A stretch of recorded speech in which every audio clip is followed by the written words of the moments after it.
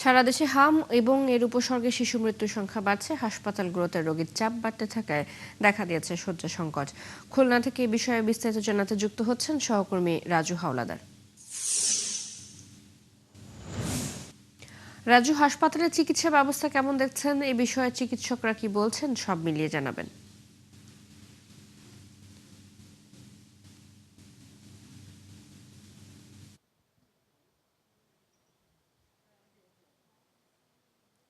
জি, ধন্যবাদ আপনাকে।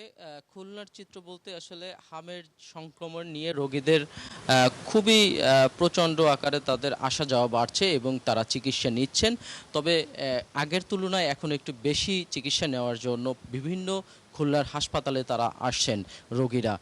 আপনাকে একটু জানাতে চাই, গত ২৪ ঘন্টায় হামের জন্য ৪,৫১৩ জন রোগী খুলনার ১০টি জেলা থেকে বিভিন্ন হাসপাতালে চিকিৎসা নিচ্ছেন এবং এ পর্যন্ত ১০টি জেলায় মারা গেছে ১১৮ জন এবং খুলনায় ২৪ জন মারা গেছে।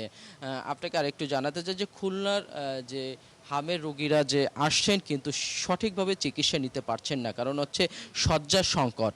এই শয্যা সংকটের কারণে রোগীরা বিভিন্ন হাসপাতালে যাচ্ছেন এবং অনেক হাসপাতাল থেকে সিট না পেয়ে বাসায় চলে যাচ্ছেন। চিকিৎসা বাসায় বসে নিচ্ছেন কিন্তু তারা বলছেন যে চিকিৎসা সঠিকভাবে তারা পাচ্ছেন না।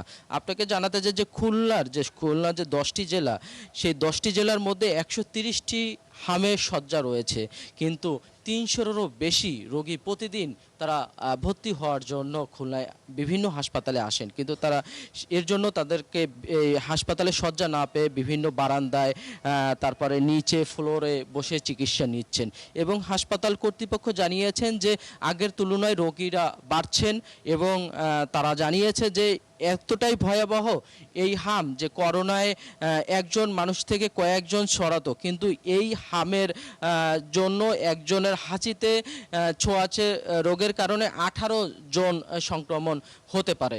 এটা কর্তব্যরত চিকিৎসকরা জানিয়েছেন। তো তারা জানিয়েছেন যে যদি আইসোলেশনের আরও বেশি ব্যবস্থা করা হয় স্বাস্থ্য অধিদপ্তর থেকে, তাহলে চিকিৎসা দিতে ভালো হবে এবং যারা চিকিৎসা নিতে আসছেন তারা বলছে যে যদি আরও বেড শয্যা বাড়ানো হয় প্রত্যেকটি হাসপাতালে, তাহলে তারা চিকিৎসা নিতে পারবেন।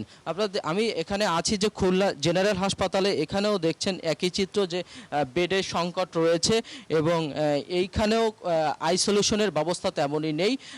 এর জন্য গ্রাহকরা খুবই, যারা চিকিৎসা নিচ্ছেন তারা বলছেন যে একটু আইসোলেশনের ব্যবস্থা, শয্যার ব্যবস্থা করলে একটু ভালো হয়। তো এই ছিল আমার কাছে খুলনার হামের সর্বশেষ তথ্য।